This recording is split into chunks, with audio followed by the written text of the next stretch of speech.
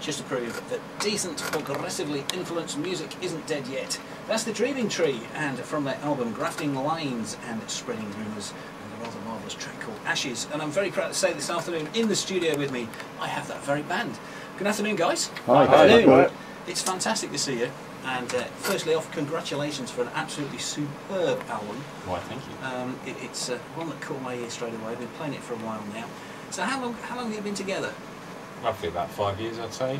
This particular line. Seems like about 20 maybe. But, yeah, we've been together for about 5 years. 5 years time. It's the debut album. Yeah. Yeah. So, have you made any releases before this one, or? Yeah, we had a sort of self-titled EP that we released ourselves and recorded ourselves, and we've sort of gone down the road of complete self-production on different things. Which is why it took the best part of 5 years to make it there. That's exactly. So what would you say would be a major influences then? Because there's all sorts going on in the album. I think that actually nails it on the head, really, because we're all from so different musical backgrounds that it all gets thrown into the melting pot and it just comes out the way it does. I mean, I came from a kind of more heavy metal influenced background. Dan had a strong interest in the folk stuff. Steve's much more indie based, and Chris just listens to all sorts of weird things. I like Metal Going. Exactly, enough said. Tool, that kind of thing. Anything that's got quite a lot of vocal interest, you know, lyrics. So yeah, throw it all in the melting pot and it just comes out as the mess you hear before you.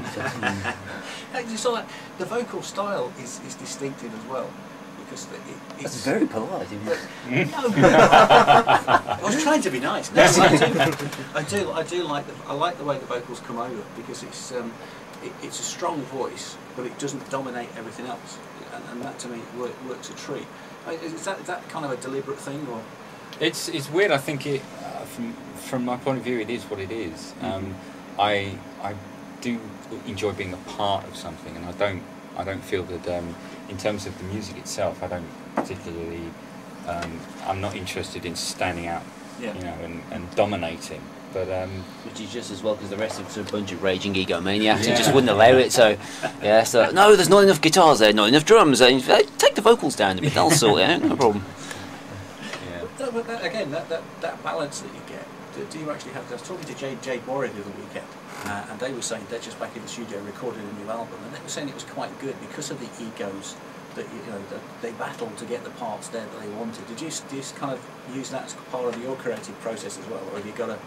I think we're savvy enough to know that what we're aiming for is a good overall sound, and I think one of the things we really try to do is make sure that as we were doing the production, you take a step back from it, and instead of thinking of it as a musician, you've got to take a step back and listen to it as somebody who would be a member of the audience, so to speak. I think we got quite good at that, and saying, is this really necessary to have overdriven guitars at this point? Can you take it down a bit? So I think we managed to master that quite well. There are moments, obviously, where you have kind of particular.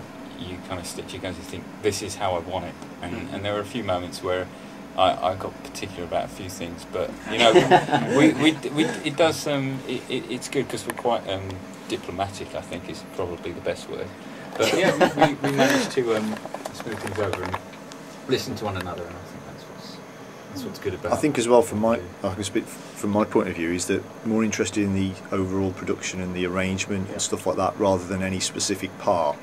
So we're looking for a song as a whole, and then the project, the album as a whole. So it's really nice to think of the whole creative process rather than just a small little part. And also what impact the song that you're creating is going to have on the audience as well. Yeah. That's of great importance to us, I think. Well, that's the next stage for me, because I like the album, and I'm intrigued to see how you put it across live as well. Because it's an intricate album. There's plenty going on, but there's some fantastic kind of basic melodies and things. So, are you getting on quite well on the live circuits? I know you've done a couple of gigs, haven't you? I'd like to say, actually, I think you'd really enjoy us live, and it's something that we've really been working on. Yeah, you will enjoy us live. And it's a completely different experience to the album. I mean, the music is there from the album, but it's a standalone experience, and it's a fantastic experience which we enjoy, and we try and impart that fun and that energy onto the audience. So from my point of view, I think it's great, really good. Yeah.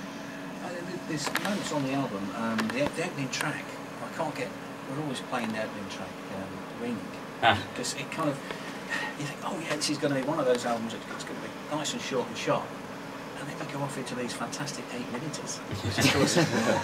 Yeah, it's when you're writing the songs, do you just let it grow? Like for Ring, the first one, you deliberately said, right, that's going to be a short one.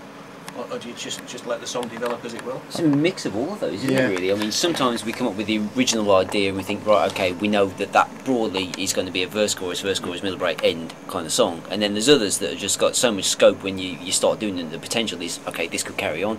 So we really don't set ourselves any limits. And it's cliche time again, but basically you see where the song takes you. And if it's done after, I mean, we've got Jaded Some Lungs, but 2.5 minutes or something like that. Yeah. But you got to the end of it and we're like, that's done, it's finished at that point. Yeah. And there's others that the scope's just endless, really. So we try and approach it with an open mind and see where the song takes us. I do like to try and get in certain elements. I know when I listen to music, there's obviously different parts of a song that really excite you, whether it's a really good riff or a good vocal melody or something like that. And I think for me, as the song starts to grow, it's really trying to see where can we take this and make it really funky or groovy, or that song, that particular song that you mentioned there had it's a very specific song. It's inspired by the film of the same name. Yes. And so it had a very specific role, and it did exactly what we wanted it to. So that was that kept short, that one. Well, it's a great introduction to an album that takes you on all sorts of musical journeys, if you like. And it's an album that normally we don't get a chance to listen to the whole album very often. But this is one of the albums that's been sat in the car, I'm afraid, guys. Oh, great. Rather than been on here, I'm in the car while I'm driving around with the day job. And it's one of them albums where it's interesting from start to finish. And good. I just enjoy it. Cool. Now, the next one, I've gone for one of your long tracks, and I'm intrigued by this one. Static. Where did the idea for Static come from? Because this moves and... I think again we were looking at more progressive style of writing, and not just say a short, sort of average rock song.